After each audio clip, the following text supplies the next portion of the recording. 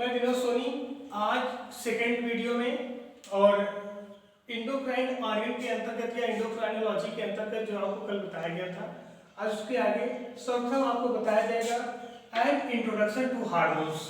Hormones के introduction के बारे में बताया जाएगा, हार्मोन्स के केमिकल नेचर के बारे में बताया जाएगा, इसके लिए कुछ स्पेशल टर्म जो दिए गए उसको बताया जाएगा।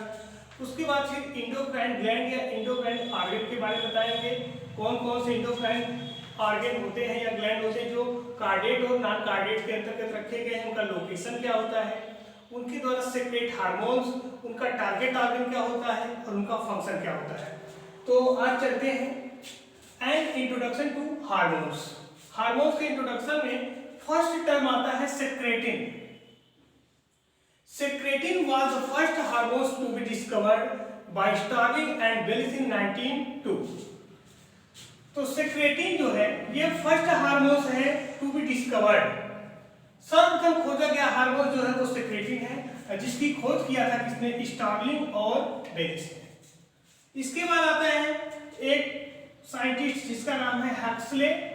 हक्सले ने कहा हार्मोन्स जो होता है एक केमिकल मैसेंजर का काम करता है। So Huxley called hormones as a chemical messenger. Huxley ने हार्मोन्स को केमिकल मैसेंजर के रूप में बोला या एक टर्म दिया। केमिकली हार्मोन्स में भी हार्मोन्स जैसा कि हमने बताया था इसके नेचर को भी बताया जाएगा, इसके केमिकल नेचर को बता रहे हैं। हार्मोन्स जो होते हैं ये केमिकली प्रोटीन भी हो सकते हैं, स्टेरॉइड भी हो सकते हैं एंड एमिनो एसिड डेरिवेटिव्स भी हो सकते हैं, जिसमें से सम एग्जांपल हम दिए हैं। जैसे प्रोटीन, तो प्रोटीन के अंतर्गत कौन कौन से हार्मोन्स को रखा गया है? इसमें से इंसुलिन आता है, पीटीएच जिसका पूरा नाम है पैराथायराइड हार्मोन्स, सीटीसी थायरोकैल्सिटोनिन या कैल्सिटोनिन। तो ये जो तीनों हार्मोन्स हैं ये प्रोटीन के अंतर्गत रखे गए हैं, यानी कि इन हार्मोन्स का जो नेचर होता है वो केमिकली प्रोटीन होते हैं।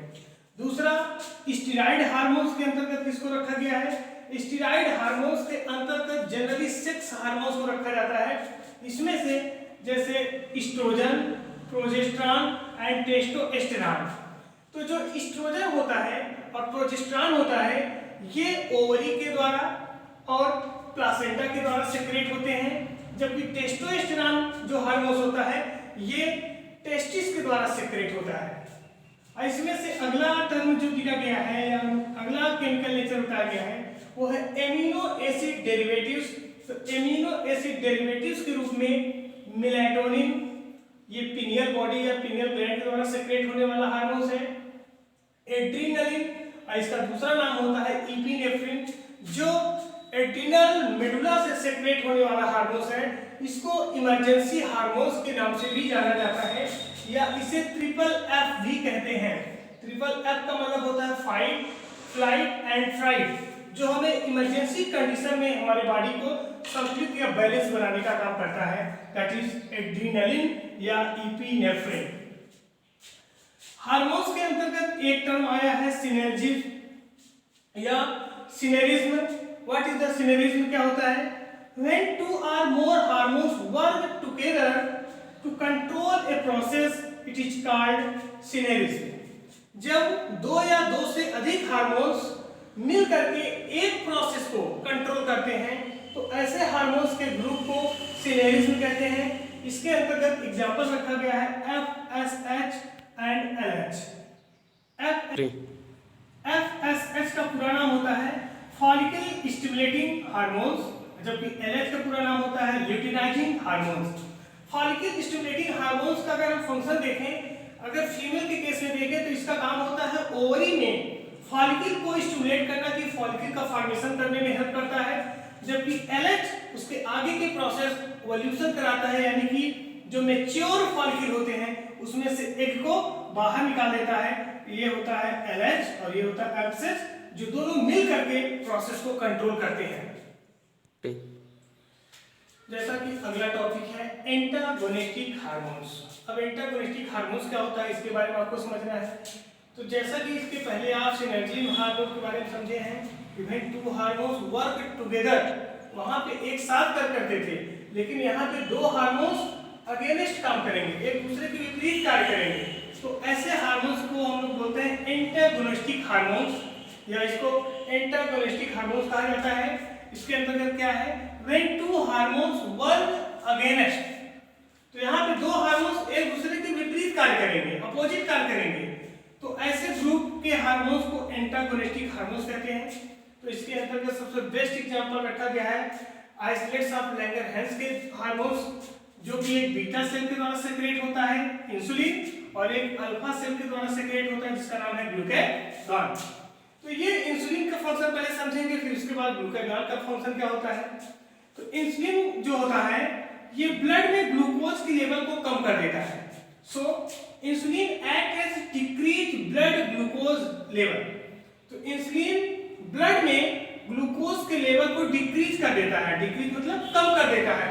सो इंसुलिन को हाइपोग्लाइसेमिक फैक्टर के नाम से भी जाना जाता है। तो इंसुलिन को हाइपोग्लाइसेमिक फैक्टर भी कह सकते हैं।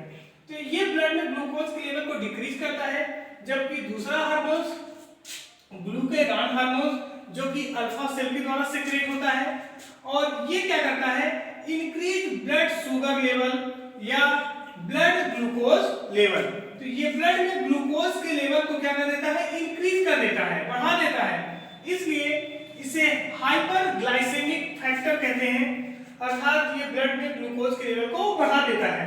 तो इंसुलिन क्या करता है, ब्लड में ग्लूकोज के लेवल को कम कर देता है, जबकि ग्लूकागॉन ब्लड में ग्लूकोज के लेवल को बढ़ा देता है। So insulin and glucagon are antagonistic to each other.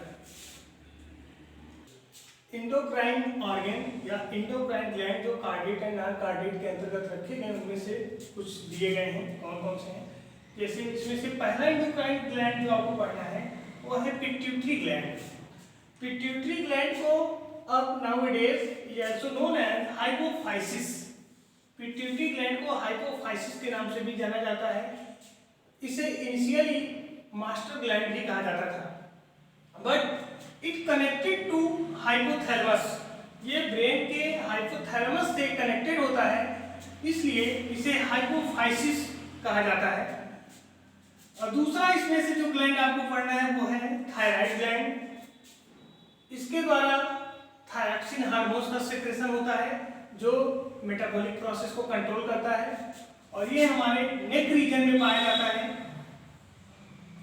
और तीसरा ग्लैंड है एंडोक्राइन के अंतर्गत पैराथायराइड ग्लैंड, जो थायराइड ग्लैंड के बैक साइड में कार्बन पे पाए जाते हैं। इसकी संख्या 2 पेयर या 4 होती है।